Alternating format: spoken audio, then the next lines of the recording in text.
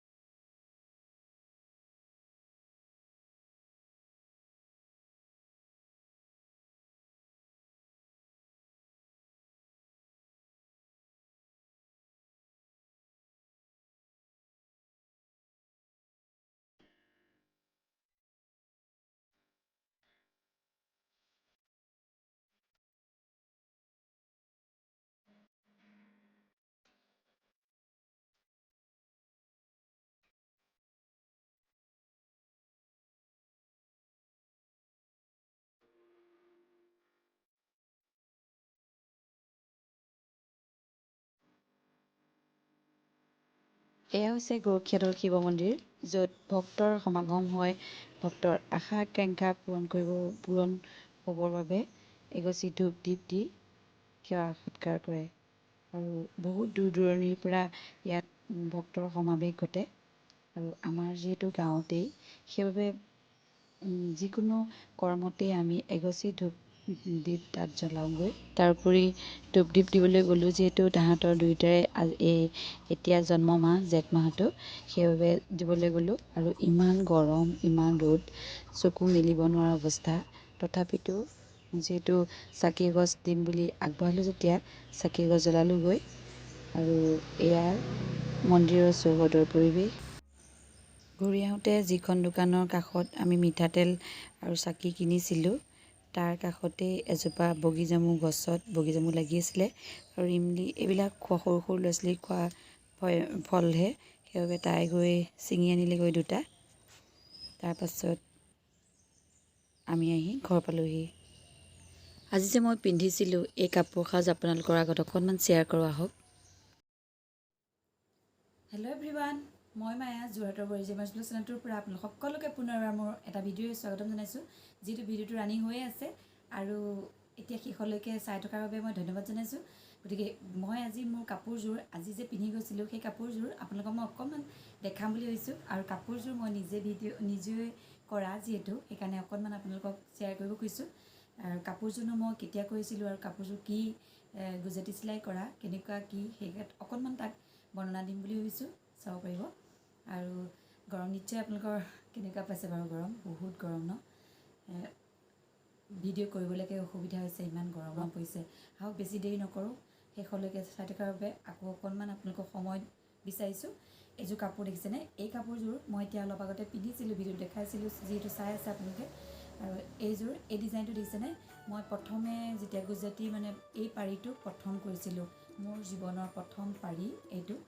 আৰু মানুহে দুদিনীয়া, কিন্তু বস্তুবিলাক দেখোন মানুহে কয় মানুহে যুগমীয়া নহয়, বস্তু ক'ৰ পৰা যুগমীয়া হ'ব। কিন্তু মই কাপোৰযোৰ দেখোন বহুত দিনেই গৈছে, পাৰিটো বহুত দিনেই গৈছে। চাওক, এই এটা পাৰি কৰি ল'লে কিমান দিন লাষ্টিং কৰে, মই তাকে কৈছোঁ।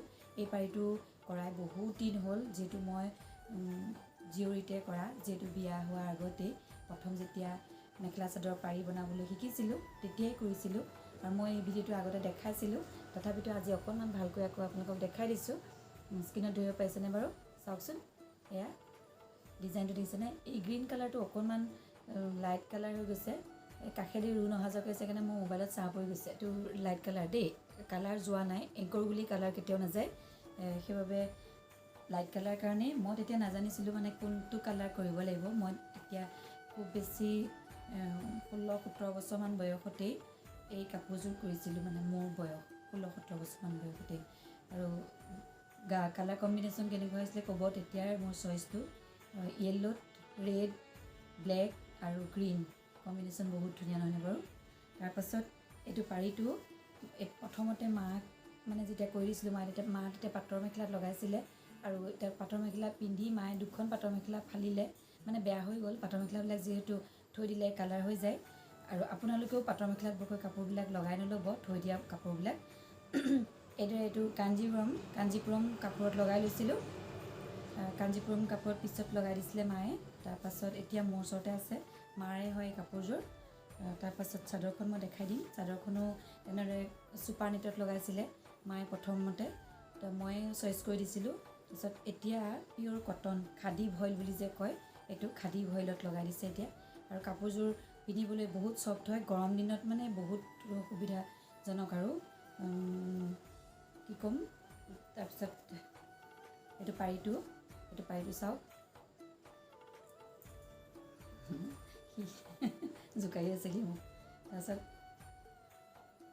এইটো কাপোৰ মানে মেখেলা চাদৰযোৰ সকামত হওক যিকোনো ওচৰ চুবুৰীয়া ফুৰিবলৈ গ'লে বা ক'ৰবাত দূৰণি ফুৰিবলৈ গ'লেও এনেকুৱা কাপোৰবিলাক পিন্ধিবলৈ বহুত আৰামদায়ক হয় সেইবাবে বনাই ল'লে বহুত দিনেই লাষ্টিং কৰে মই আপোনালোকক সেইকাৰণে কৈছোঁ যদি পাৰে বনাই ল'ব আৰু মই টিউটৰিয়েল ভিডিঅ' দিছোঁ গুজৰাটী আৰু শ্বেডো ষ্টিচৰ আপোনালোকে ইচ্ছা কৰিলে পাব চেক কৰিলে পাব মই ডেছক্ৰিপশ্যন বক্সত প্ৰয়োজন হ'লে লিংক দি দিম কাপোৰযোৰৰ এই টিউটৰিয়েল ভিডিঅ' দি দিম মানে শ্বেডো ষ্টিচ কেনেকৈ কৰিছিলোঁ আৰু গুজৰাটী কেনেকৈ কৰিছোঁ টিউটৰিয়েল ভিডিঅ' দি থোৱা আছে সেইখিনি মই আপোনালোকক দেখাম ডেছক্ৰিপশ্যন বক্সত লিংক দি দিম আগতে কেইবাটাও ভিডিঅ' দিছোঁ টিউটৰিয়েল ভিডিঅ' আৰু এয়া কাঞ্জিপুৰম আৰু খাদী ভইল চাদৰখনত মেখেলাযোৰ গৰমত পিন্ধিবলৈও ছফ্ট হয় সেইবাবে মই আজি পিন্ধি গৈছিলোঁ নামঘৰলৈ আৰু ভিডিঅ'টো চাই ভাল পাইছে যদি শেষলৈকে চাই থকাসকলক ধন্যবাদ জনাইছোঁ আৰু এটা লাইক কৰিব কমেণ্ট কৰিব শ্বেয়াৰ কৰিব কোনোবাই যদি ইচ্ছা কৰে আৰু নতুনকৈ হ'লে মোৰ ভিডিঅ'টো চাই আজি ছাবস্ক্ৰাইব কৰিব পুনৰ লগ পোৱাৰ আশাৰে